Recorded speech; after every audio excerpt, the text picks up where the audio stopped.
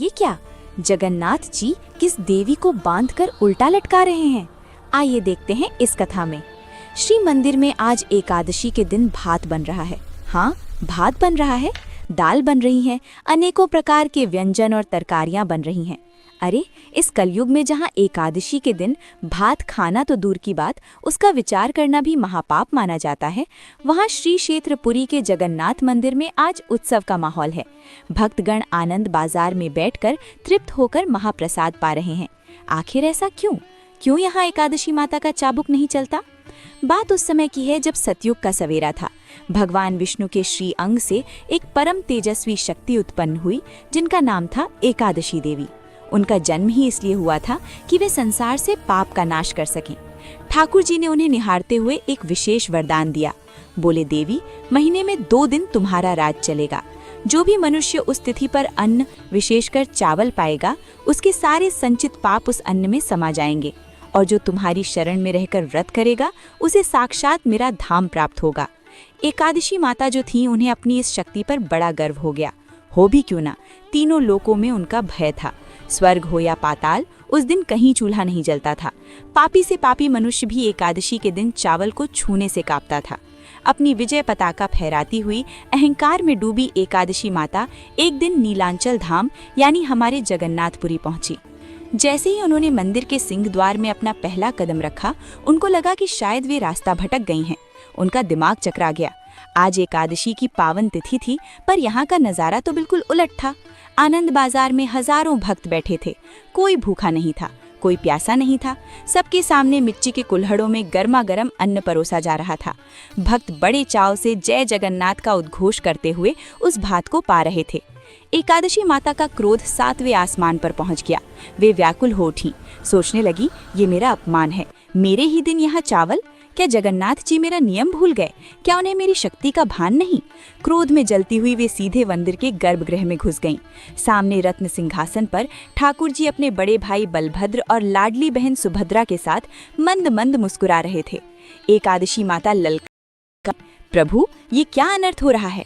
आपने ही तो मुझे वरदान दिया था कि एकादशी को चावल में पाप पुरुष का वास होगा, तो आज आपके इस धाम में ये पाप की गंगा क्यों बह रही है? रोकिए इन भक्तों को, वरना मेरा शाप सबको भस्म कर देगा। ठाकुर जी ने बड़े प्रेम से देखा और शांत स्वर में बोले, देवी, शांत हो जाओ। तुम देख रही हो, वो साधारण चावल नहीं है, वो कैवल्य है, वो मेरा महाप्रसाद है। ये साक्षात मेरी जूठन है, और मेरी जूठन में कभी कोई पाप निवास नहीं कर सकता। इसके सामने कोई तिथि, कोई नक्षत्र, कोई नियम बड़ा नहीं है। परंतु एकादशी माता का अहंकार जो था, वो बहुत बड़ा हो चुका था। उनको लगा कि भगवान केवल अपने भक्तों का पक्ष ले रहे हैं। वे जिद पर अड़ गईं।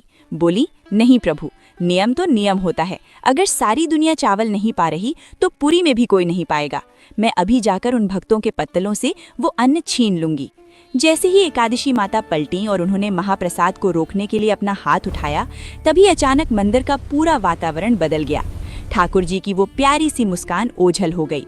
उनकी बड़ी बड़ी गोल आंखों में वो तेज आ गया जो प्रलय ला सकता है। क्योंकि ठाकुर जी सब कुछ सह सकते हैं, अपना अपमान सह सकते हैं, लेकिन अपने भक्त और अपने प्रसाद का अपमान उनसे सहन नहीं होता।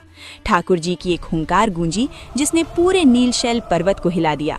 वे कड़क आवाज में बोले, रुको देवी, तुमने मेरे महाप्रसाद को पाप कहने का दुस्साहस कैसे किया? क्या तुम भूल गई हो कि ये महाप्रसाद साक्षात ब्रह्म है? इसके सामने वेद, पुराण और स्वयं तुम जैसी शक्तियां भी छोटी पड़ जाती हैं। पर प्रभु, नियम तो आपका ही बनाया हुआ है। अगर आज भक्त चावल पाएंगे तो मेरा व्रत खंडित हो जाएगा। मेरा मान कहाँ रहेगा? सुनो एकादशी, मंदिर की इस चौखट के बाहर पूरी दुनिया में तुम्हारा ही राज चलेगा। वो जो भी अन्न पाएगा उसे निश्चित ही पाप लगेगा। लेकिन ये श्री क्षेत्र है, ये मेरी पुरी है। यहाँ केवल एक ही नियम चलता है, प्रेम का नियम। यहाँ मेरे हाथ से निकला हुआ एक एक दाना अमृत है। यहाँ तुम्हारा कोई बस नहीं चलेगा। लेकिन एकादशी माता फिर भी नहीं मानी। वे बोली, मैं ये अन्याय नहीं होने दूंगी। मैं इसी सिंह द्वार पर खड़ी रहूंगी, और जो भी भक्त यहाँ महाप्रसाद पाएगा, मैं उसके सारे पुण्य छीन लूंगी। अब ठाकुर जी का धैर्य समाप्त हो चुका था। उन्होंने अपनी योग माया का आह्वान किया। बोले, तुम्हें अपनी शक्ति पर बहुत अभिमान है ना? तो आज से तुम्हारी ये शक्ति इस मंदिर की चार दीवारी के भीतर शून्य हो जाएगी। अगले ही पल एक चमत्कार हुआ। अदृश्य दिव्य जंजीरों ने एकादशी माता को जकड़ लिया।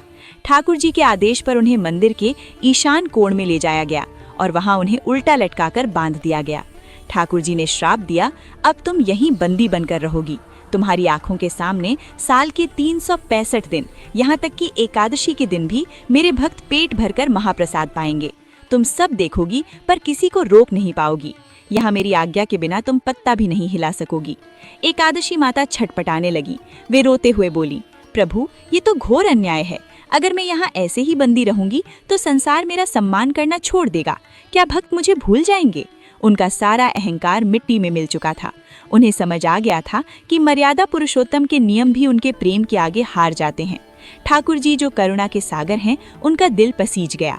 सजा तो मिल चुकी थी, पर वे तो भक्त वत्सल हैं।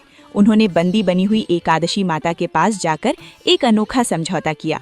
ठाकुर जी बोले, देवी घबराओ मत, मैं तुम्हारा अपमान नहीं होने दूंगा। आज से एक नई रीत चलेगी। पुरी में एकादशी के दिन भक्त पेट भरकर महाप्रसाद पाएंगे। उन्हें कोई पाप नहीं लगेगा, लेकिन तुम्हारे सम्मान की रक्षा के लिए वे उस महाप्रसाद को पाने से पहले अपने मस्तक से लगाएंगे, उसे दंडवत प्रणाम करेंगे और मन ही मन कहेंगे, हे एकादशी माता, ये साधारण अन्न नहीं, प्रभु का प्रसाद है। मैं इसे प्रभु की आज्ञा मानकर ग्रहण कर रहा हूँ। मेरा व्रत खंडित न हो। एकादशी माता इस सम्मान से प्रसन्न हो गईं। उन्होंने वचन दिया, प्रभु, जो भी भक्त इस भाव से पुरी में महाप्रसाद पाएगा, मैं उसके पाप नहीं गिनूंगी, बल्कि उसे 2 गुना पुण्य प्रदान करूंगी। यही कारण है कि आज भी जगन्नाथपुरी दुनिया की इकलौती ऐसी जगह है जहां एकादशी के दिन आनंद बाजार में हजारों भक्त बड़े आनंद से महाप्रसाद पाते नजर आते हैं। वहां मान्यता है कि यदि एकादशी के दिन आपको महाप्रसाद मिल जाए और आपने ये सोचकर उसे ठुकरा दिया कि आज मेरा व्रत है, तो वो साक्षात जगन्नाथ जी का तिरस्कार माना जाता है और उसका भारी पाप लगता है।